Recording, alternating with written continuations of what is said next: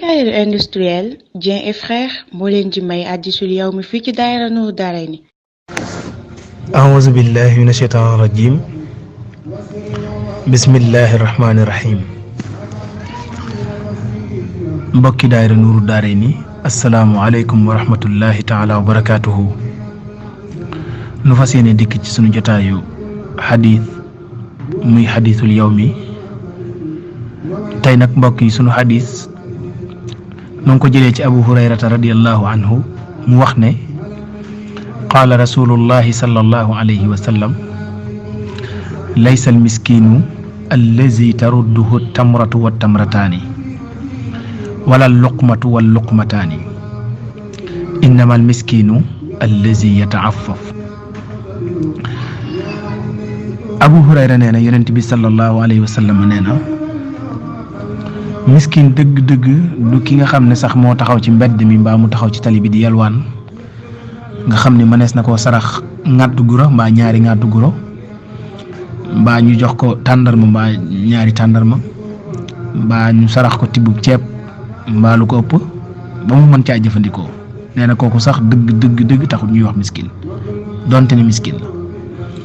waaye kay miskin dëgg mbokk yi nee na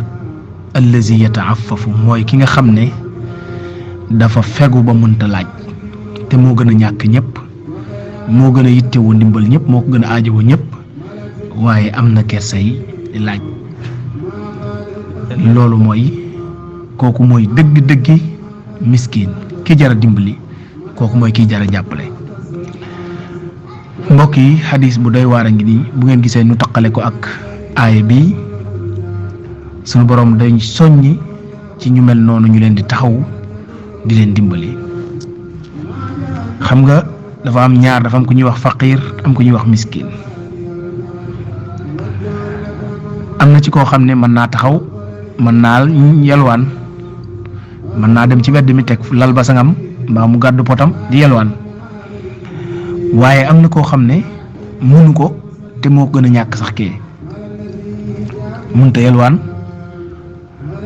te kooka lislaam daa digle ñu boole ko ci ñi ñuy jox sarax. waaw nekkul rek miskin mi yalwaan rek lañu war a jox sarax waaye am na koo xam ne yalwaanut te yeyoo na ko. waaw bu ngeen gisee aaya bi baada a'uuzu billahi mina shaytaani rajiim lil fuqaraa alladina uxsiru fi sabilillahi laa yastatiicuuna darban fi l ardi yaxsabuhum aljaahilu agniyaa min attaafuf taarifuhum bi siimaahum laa yasaluuna annaasa ilxaafan wa maa tunfiqu min xayrin fa inna allaha bihi alim. nga xam ne ñoom dañuy ñàkk ci way ñàkk ñi la ñuy bokk waaye seen kersa tax na mënuñoo taxaw ci mbedd mi di yalwaan mënuñoo sàkku ndimbal ba day dem ba nga xam ne sax nit mën na leen a gis ku leen xamul dëgg xam seen biir mën na leen a gis jàpp ne ñii ñu woomal lañ. waaw jàpp ne kii mi ngi ci lu baax a baax mi ngi dund ni mu waree mi ngi lekk ni mu waree mi ngi naan ni mu waree mi ngi faj ay soxlaam ni mu waree nga jàpp loolu. te loolu li ko waral mooy at-ta'affuf gii ñu wax ci xadis bi yàlla nee na min at-ta'affufi kon ndax seenu fegu téye seen bopp ba seen kersaa tax mënuñoo laaj. waaw ne loolu nag ku am seetlu mën na koo xam ci seeni màndarga mën nga koo xam ci seeni màndarga sutura sa rek la ñuy doxee waaye yittewoo nañu ndimbal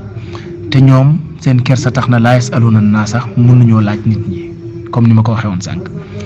su boobaa nag yàlla suñu borom nee na wa maa tunfiqu min xayrin lépp lu ngeen leen defal ci njekk lépp lu ngeen leen bettee ci ay xéewal defal leen ko ci teraanga fa inna allah bihi alimun yëg leen ni yàlla xam na ko. kon mbokk yi suma xadisu tey bi dafa mel ni dafa dëppoo méngoo lool ak xadis ak aaya bi sunu borom subhanahu wa taala di junju. kon nag nu góorgóorlu bu baax a baax ci di defalante njekk ci sunu biir di joxe sarax ci sunu biir. am na ci loo xam ne nag daanaka ñu bari dafa mel ni dañ koy rus wala dañ koo ñimewut maanaam ki nga xam ne xamante nga ak moom sa mbokk xëy na yéen a bokk groupe mbaa ngeen bokk koñ mbaa ngeen bokk daayira mbaa ngeen xamante nga jékki-jékki woo ko ni ko jox naa la nangam mbaa jox naa la mbubbu sàngam mbaa yónnee naa la nangam loola day daal di dugg ci bunt bii. kon nag noo ngi soññant ñëpp te kat yonent bi sallallahu alayhi wa sallam am na lu mu mas a wax ne dinaa leen digal benn mbir boo xam ne bu ngeen ko defee di ngeen bëggante lool ñu ne ko lan la yaa rasulallah mu ne tahabbu dee leen mayante ci seen biir dee leen joxante ci seen biir bu ngeen ko defee rek di ngeen soppante di ngeen bëggante ñaan yàlla subhanahu wa taala mu may nu dégg topp ba beneen yoon asalaamaaleykum wa rahmatullahi taala wa barakaatuhu. bu ngeen bëggee am suñuy jotaay saa su ne man ngeen abonné suñu chaîne YouTube Nourou Darayni benn information du leen rëcc incha allah jërë ngeen jëf.